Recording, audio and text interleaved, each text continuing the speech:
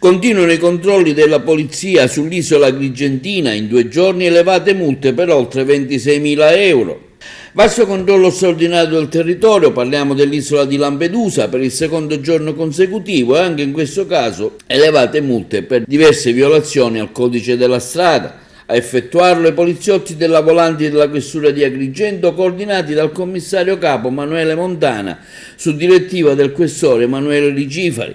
Sono state trovate auto senza revisione, senza assicurazione, mentre alcuni soggetti sono finiti nei guai per guida senza patente perché mai conseguita o perché è scaduta da tempo.